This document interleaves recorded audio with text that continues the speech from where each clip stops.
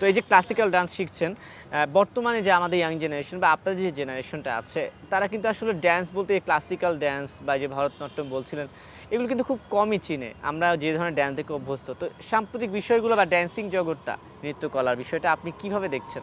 আমার কাছে মনে হয় যে রিসেন্টলি কিছু দেখলাম আর কি, অনেকগুলো ভিডিওস দেখলাম যে তারা হচ্ছে তাদেরকে ডান্সার্স বলে দাবি করছে। মিনওয়াইল আমাদের মতো অনেকের ক্লাসিক্যাল ডান্সার্স আছে যাদেরকে কেউ চিনেই না। মানে অনেক ভালো ভালো ক্লাসিক্যাল ডান্সার্স আছে যাদের মানে যাদের লাইক উঠে না, যারা ভিউজ পাচ্ছে না।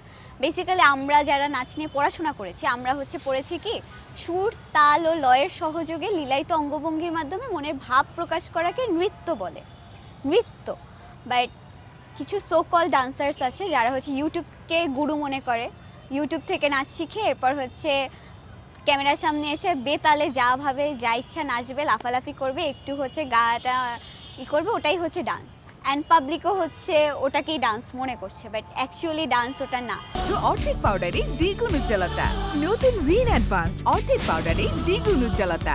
আমরা যারা হচ্ছে নৃত্যশিল্পী আছি, আমরা হচ্ছে নাচটাকে অন্যভাবে দেখি। আমরা হচ্ছে ক্লাসিক্যাল নাচ বলুক, একটা নর্মাল নাচই হোক, নর্মাল নাচটাকে আমরা ওটাকে সুন্দরভাবে প্রেজেন্ট করার চেষ্টা করি।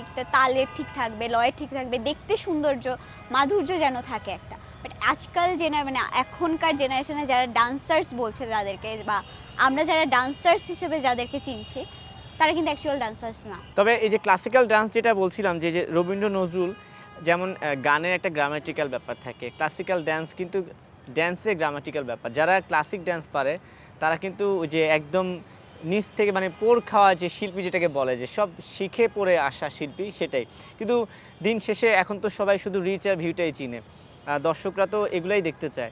আমি হচ্ছে আবার রিচ অ্যান্ড ভিউজের জন্য কিছু করি না। আমি হচ্ছে আমার নাচের যদি বলি, আমি নাচ করি একদম নিজের ভালো লাগা থেকে। মিমিক্রিটা যেমন হচ্ছে আমার অডিয়েন্স পছন্দ করছে, তারা হচ্ছে আমাকে বলছে যে এই কার্টুনটা করে দেখান, ওই কার্টুনটা করে দেখান, তাদের জন্য আমি মিমিক্রিটা কন্টিনিউ করছি। প্লাস আমার ভালোবাসাও আছে, নইলে আমি হয়তো করতাম না। কিন্তু নাচটা হচ্ছে একদম আমার ভালো লাগা থেকে। আমার রিচের জন্য আমি কখনো নাচ করি না। আমি অলওয়েজ ট্রাই করি একটা ক্লাসিক্যাল ফিউশন করার। আমি একটা নাচ যেটা হয়তো হিপ হপে করতেছে সবাই, আমি ওটাকে ট্রাই করি ক্লাসিক্যাল ফিউশনে আনা। আমি হচ্ছে কত্থকের উপর, মানে আমার বেস হচ্ছে কত্থকের উপর। আমি ওডিসিও করি, আমি ভরতনাট্যমও করি, আমি মণিপুরিও শিখেছি।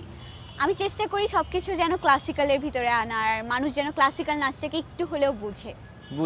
এখন আমরা একটু আপনার কাছে বুঝতে চাই এবং জানতে চাই, আপনি তো শিখে এসেছেন, বর্তমান প্রেক্ষাপট সম্পর্কে তো আপনার আইডিয়া ভালো, আপনি তো ক্লাসও করেছেন। কি মনে হয় আমাদের জেনারেশন কি এই নাচ শেখার প্রতি আগ্রহী আছে? অনেকেরা আছে, আবার আমার কাছে আমি হচ্ছে রিসেন্টলি 2-3 জনকে শিখাচ্ছি নাচ।